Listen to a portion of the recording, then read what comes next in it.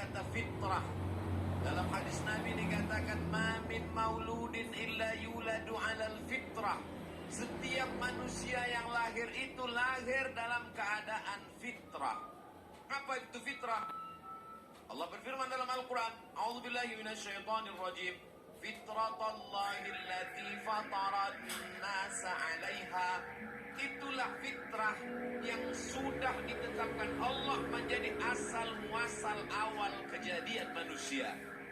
Fitrah adalah kampas putih yang belum pernah diukir, dilukis, ditorehkan apapun. Fitrah adalah whiteboard putih yang belum ditorehkan pena, tinta, apapun.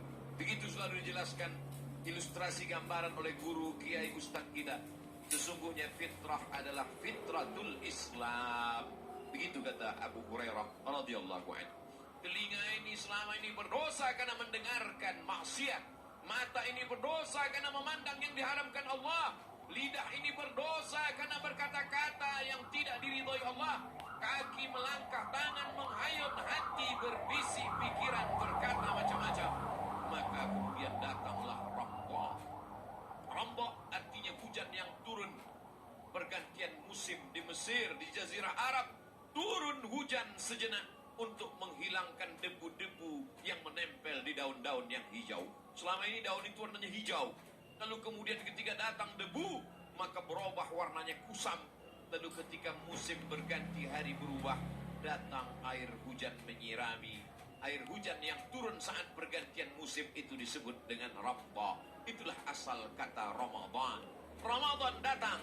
Setelah datang Zulqa'dah, Zulhijjah, Muharram, Safar, Rabiul Awal, Rabiul Akhir, Jumadal Awal, Jumadal Ula, Jumadal Thaniyah, Jumadal Ula, Jumadal Akhir, Rajab, Sya'ban. 11 bulan lamanya. Ini daun-daun kusam, tak nampak lagi cahayanya.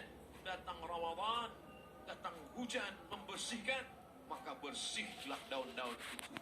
Maka kembali kepada fitrah kesucian. Maka apakah semua orang kembali kepada suci? Kalau di bulan Ramadan yang sudah berlalu 30 hari, 29 hari itu engkau mendapatkan siramannya, maka bersyukurlah kepada Allah. Itu nikmat kebesaran. Tapi kalau di bulan itu engkau tidak mendapatkan, faqad hurim, kata Nabi SAW, sesungguhnya dia tidak mendapatkan kebaikan. Di bulan yang penuh barakah, di bulan yang penuh rahmah, di bulan yang penuh itqum minan nar, di bulan diselamatkannya orang dari neraka, justru di bulan itu pun dia tidak mendapatkan rahmat Allah. Faqad hurim, sesungguhnya dia tidak mendapatkan kebaikan rahmat Allah Subhanahu wa ta'ala. Maka disambutlah Syawal itu dengan kegembiraan yang luar biasa. Orang beriman gembira, dia tidak minum khamar sampai lupa diri. Orang beriman minum khamar bukan beriman namanya. La yashrabu syaribu hina yashrabu wa huwa mu'min. Orang tidak akan minum khamar kalau ada iman di badannya. Wa la yazni zani hina yazni wa huwa mu'min. Orang tidak akan berzina kalau ada iman di dalamnya. Wa la yasriqu sariqu hina yasriqu wa huwa mu'min. Orang tidak akan mencuri, korupsi kalau ada iman dalam dirinya.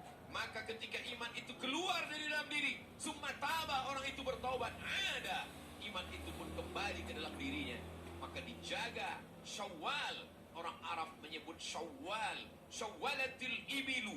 Onta itu mengangkat ekornya ke atas untuk mengusir lalat yang mengerubungi hidung. Hidung onta dikerubungi oleh lalat, maka onta mengusirnya dengan ekornya ke atas. Ekor yang naik ke atas itu orang Arab menyebutnya Syawalatil ibil. Maka bulan ini disebut dengan Syawal. Timbangan yang pakai neraca kiri dan kanan, ketika diletakkan satu batu di atas, yang satu naik ke atas, yang satu turun ke bawah. Yang naik ke atas itu disebut dengan Syawal. Maka Syawal adalah kembali kepada peningkatan amal. Selama 30 malam, 29 malam tarawih, ramai masjid melimpah ruah. Maka pada saat Syawal, masjid kembali kepada sifat aslinya. Padahal mestinya gegap gempita, dibangkitkan lagi semangat. Ketika 30 petang dia berbagi makanan. Kenapa? Karena dia tidak bisa hanya menikmati makanan itu sendiri saja. Laisa bil mu'min, kamu tidak dianggap sebagai orang beriman. Siapa itu? Yabitu syab'anan, tidur dalam keadaan kenyang. Wajaruhu ila jambihi ja'i'un, tetangga sebelah rumahnya kelaparan. Islam tidak mengajarkan kita berteori tentang lapar. Seorang profesor menjelaskan tentang makna lapar. lapar menurut etimologi, lapar menurut terminologi, lapar menurut pakar medis, lapar menurut pakar gizi, lapar. Islam tidak mengajarkan kita teori lapar. Lapar itu apa? Rasakanlah lapar itu. Ketika selesai seorang baru saja masuk Islam, dan itulah Ramadan dia yang pertama, kemudian dia ditanya, bagaimana rasanya lapar? Gak usah tanya-tanya, rasakan aja lah lapar itu. Kalau kau sudah rasakan lapar, maka kau tahu laparmu ada batasnya. Laparmu hanya saat menunggu azan maghrib berkumandang. Allahu Akbar, Allahu Akbar. Allahumma lakasum, wa bika amantu, zahabal dhamau, wa batallatil uruqu, wa thabatal ajru. Laparmu berakhir. Bagaimana dengan lapar saudaramu di suku Trasik? Bagaimana dengan lapar sahabatmu, saudaramu, seiman, seakidah, sebangsa, setanah air? Mereka laparnya tanpa batas, tak tahu apa yang akan dimakan esok hari. Maka sempurnakan dengan berbagi zakat fitrah. Unuhum lihadzal yaum. Jadikan hari ini sebagai hari kegembiraan. Cukupkan makan mereka hari ini. Maka seabdal-abdal zakat fitrah diberikan pada saat selesai sholat subuh, menjelang khatib naik ke atas mimbar. Kalau khatib sudah naik ke atus mimbar, fa innaha shadaqatun minas shadaqat. Itu hanya sekedar sebatas sedekah biasa saja. Lalu kemudian tegaklah khatib ke atas mimbar, bertakbir, Allahu Akbar, Allahu Akbar, Allahu Akbar, la ilaha illallah, wallahu akbar, Allahu Akbar walillahil hamd. Yang lain kecil, amalmu kecil, semuanya kecil. Yang besar hanya Allah Subhanahu wa ta'ala.